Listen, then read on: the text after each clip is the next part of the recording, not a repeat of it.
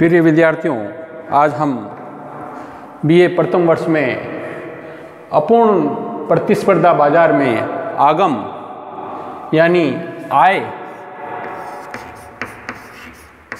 के बारे में अध्ययन करेंगे।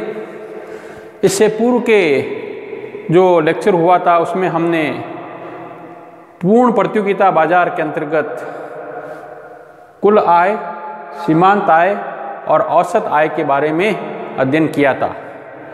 आज हम अपूर्ण प्रतिस्पर्धा या अपूर्ण प्रतियोगिता बाजार में आगम की स्थिति कैसी होती है, कुल आगम, सीमांत आगम और औसत आगम की, इसका आज हम अध्ययन करेंगे। यहाँ देखिए, अपूर्ण प्रतियोगिता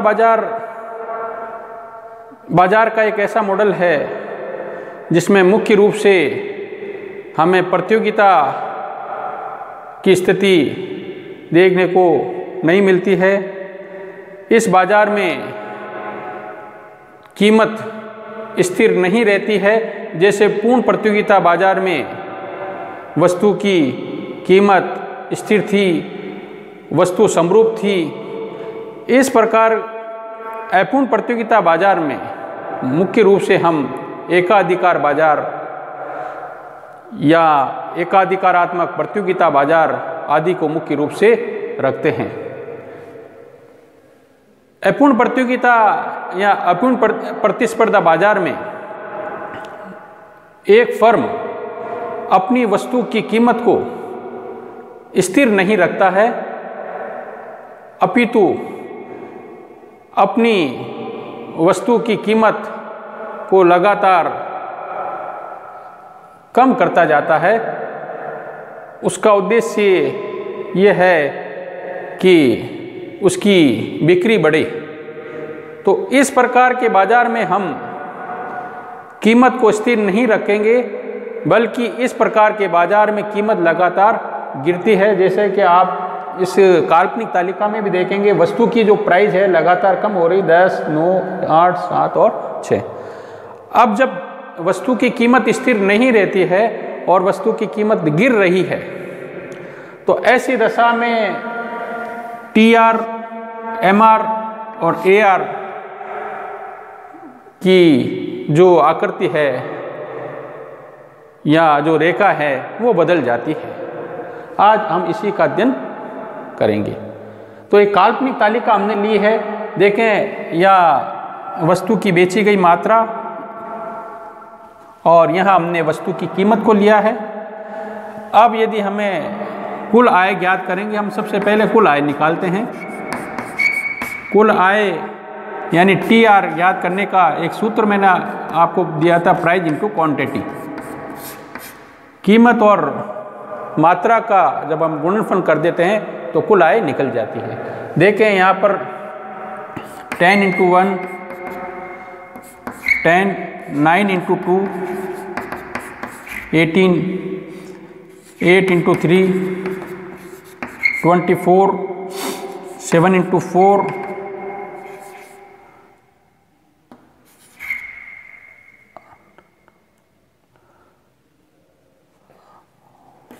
5 ×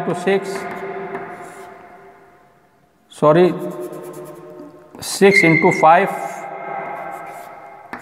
30। ये हमें कुल आय की प्राप्ति होगी।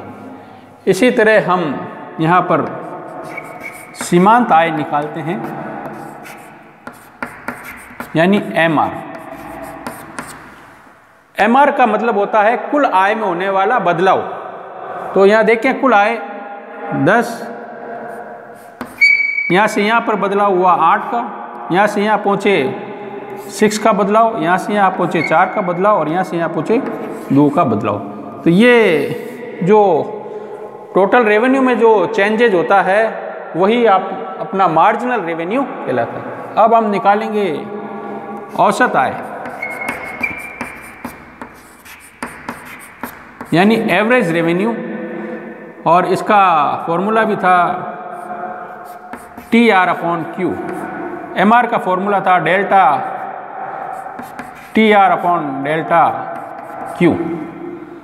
तो TR देखें 10 है और क्वांटिटी 1 है तो 10 equal to 10 to 18 divide to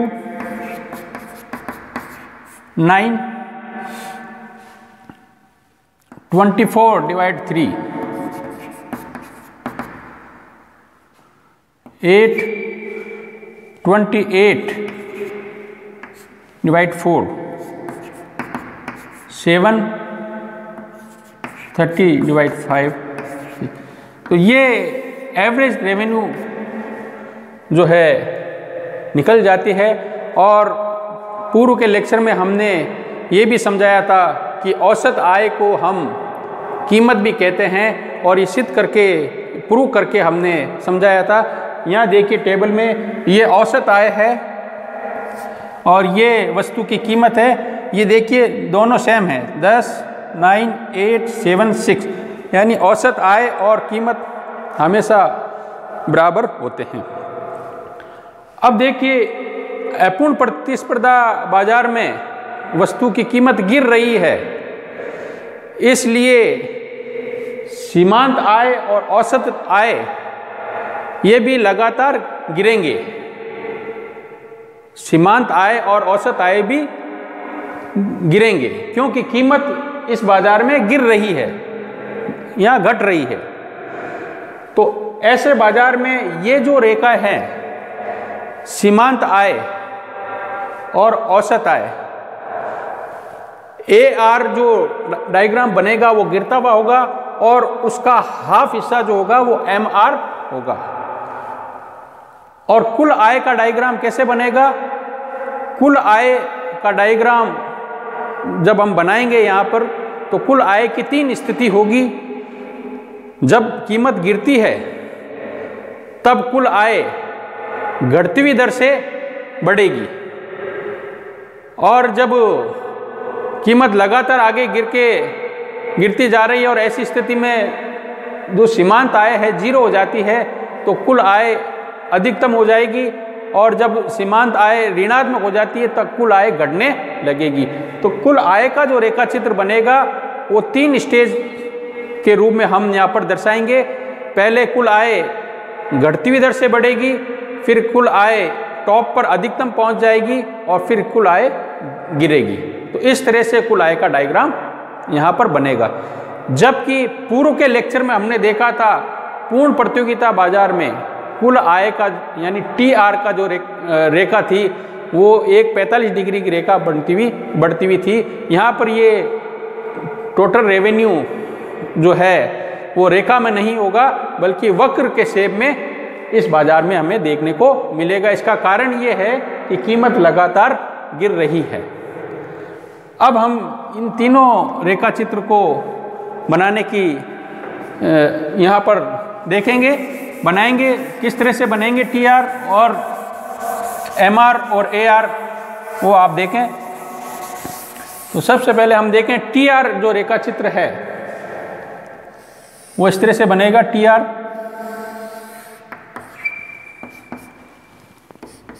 यहाँ पर वस्तु की बेची गई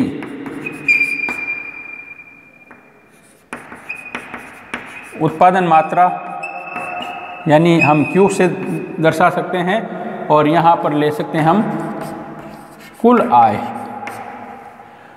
ये कुल आय का डायग्राम यहाँ पर पहुँच के मैक टॉप पर हो जाएगा और ये फिर ये गिरने लग जाएगा।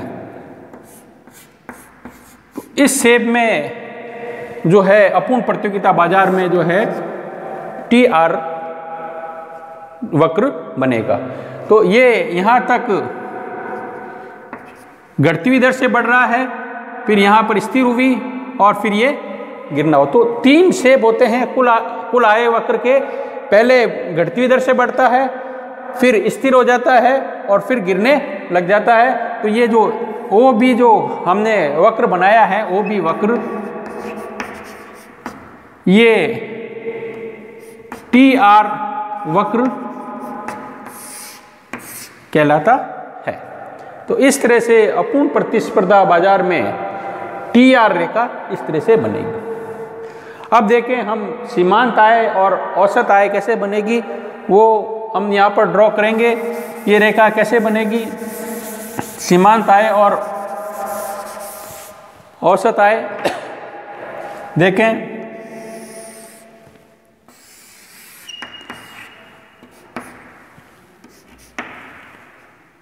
वस्तु की बेची गई मात्रा,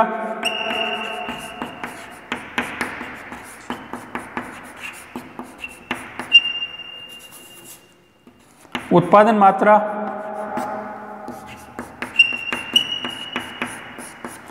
और यहाँ हम औसत आय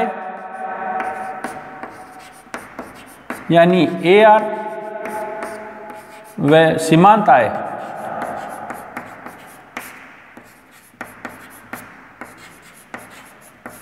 MR को लेंगे।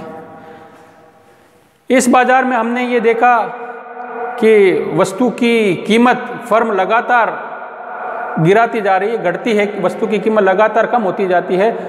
तो AR जो रेखा चित्र है वो ऊपर बाएं से नीचे दाएं की ओर गिरता हुआ होगा। इस शेप में ये AR वक्र होगा।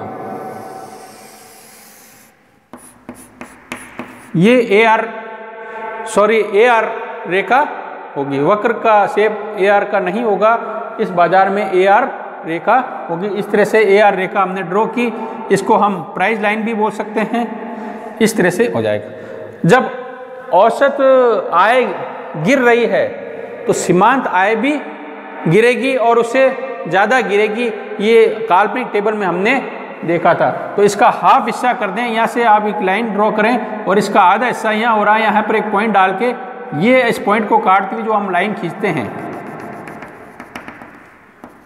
ये MR या हम कह सकते हैं सीमांत आय रेखा कहलाएगी। तो इस तरह से इस प्रकार के बाजार में MR और AR रेखा इस तरह से बनाई जाएगी। तो प्रिय विद्यार्थियों, आज हमने अपूर्ण प्रतियोगिता बाजार में कुल आय, सीमांत आय और औसत आय की स्थिति कैसी होती है उसको पढ़ा।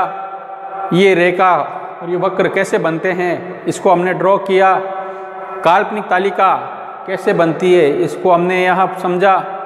उम्मीद करता हूँ आपको इस बाजार में सीमांत आय, औसत आय और कुल आय की स्थिति क्या है जानकारी हुई होगी। धन्यवाद।